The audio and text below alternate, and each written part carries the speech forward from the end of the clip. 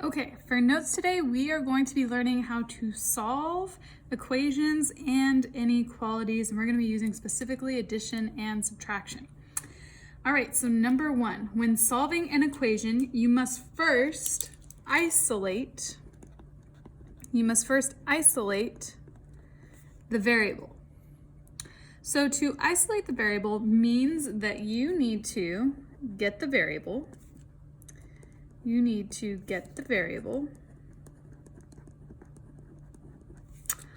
All by itself. You need to get the variable all by itself on one side of the equation.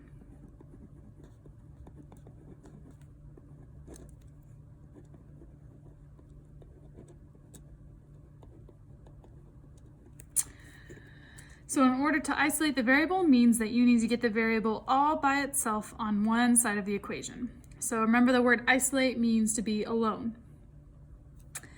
Number three, to isolate the variable, you're going to move numbers to the other side of the equation using inverse operations. And then remember, that is a vocab word. Inverse means opposite. So the inverse operation of addition is, you called it subtraction. So the inverse operation of subtraction is then, of course, addition. You already know this. When solving for a variable, it is important to show all work. So the way that we do notes today and the way we show that work, I want you to do it like that every single time, because what we do now sets you up for a foundation for whenever the problems have more steps involved with them. So it keeps it organized and clean and easy to look at. So once you find the value of the variable, you're going to check to make sure your answer is a solution.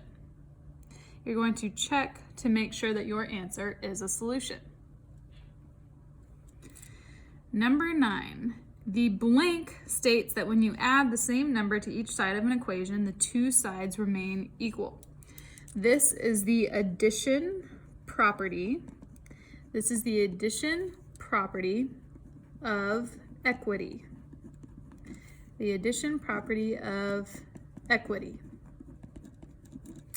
So in other words, what that is saying is if you had 10 equals 10, well, we could add 2 to both sides of the equation and it would stay equal, because 10 plus 2 is 12. Well, then on the other side, if we added 2, it would be 10 plus 2, which also gives us 12. So whatever we add to one side, if we add it to the other, it's going to keep it a true statement because they're going to be equal. So then, of course, the next one is when we're talking about subtracting the same number on both sides of the equation. And so that one is, of course, the subtraction property of equity.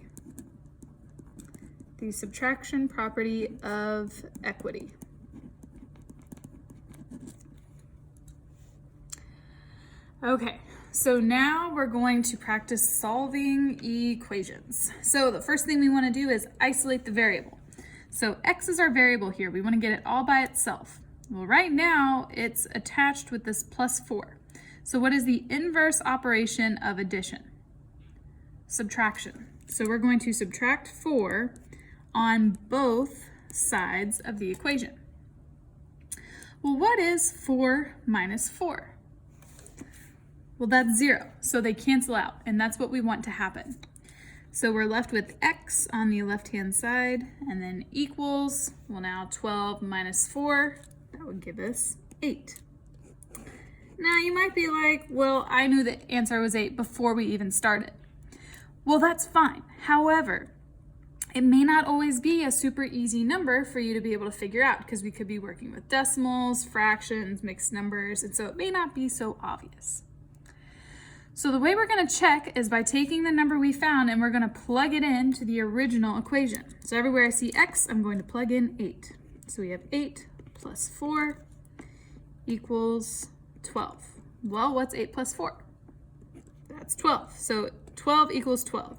Is this a true statement? Yes, it is. So we know that we did it correct. And so that's why we spent last class talking about true and false statements and when they might be true or when they might be false. All right, for our next one, we're trying to isolate x. So the opposite, the inverse operation of subtraction is addition. So we're going to add 5 on both sides. Well, if we had minus 5 and then plus 5, that cancels to 0. So we're left with x equals 25 plus 5, which is 30. Well, now let's check to make sure it's a solution. So we're going to plug it into the original. So we have 30 minus 5 equals 25. Well, what's 30 minus 5? 25. So we have 25 equals 25. Is this a true statement? Yes, it is. So we know that we did it correct. All right, let's go ahead and flip on over and finish notes.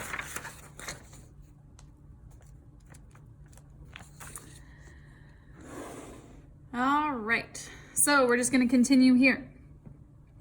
So we have x minus 7 equals 14.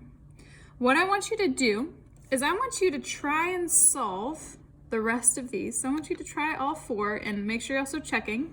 So you can go ahead and pause the video. If you're still struggling a little bit, then keep watching and I'll go over the solutions step by step for you. Okay, so the opposite of subtraction is addition. So we're gonna add plus 7 on both sides of the equation. So now those cancel. We're left with x is equal to 14 plus 7, which is 21. Now we're gonna check. So plug it back in. We have 21 minus 7, checking to see if that equals 14. Well, 21 minus 7 is 14, so 14 equals 14. We are good to go. All right, our next one. So even though we don't have a plus sign written here in front of the 12, we know it's a positive number. So in order to cancel this out and make it 0, we'll have to subtract 12 on both sides. So 12 minus 12, that's 0. So we're left with x equals, well, 19 minus 12 would be 7. So now let's plug it in and check. 12 plus 7, does this equal 19? Well, 12 plus 7 is 19, so 19 equals 19, and we are good to go. Number 3, 23 equals x minus 7. So the opposite of subtraction is addition. So we add 7 on both sides. Well, 23 plus 7 is 30. So we have 30 equals x. And we can see that minus 7 plus 7 cancel. So we have 30 equals x. Or you could change it around to say x equals 30. With that equal sign, we can flip it around. Either way is fine. Let's plug it back in. So we have 23 equals and then 30 minus 7. Well, 30 minus 7, that's 23. So is 23 equal 23? Yes, it does. It is a true statement. All right, lastly, number 4, we're going to subtract 15 on both sides. So 60 minus 15 would give us 45. And then we'd have 45 equals x, because we can see the plus 15 minus 15 cancel out. Let's plug it in to see if it works. So we have 60 equals 45 plus 15. Okay, so 45 plus 15 is 60. So 60 equals 60. We are good to go.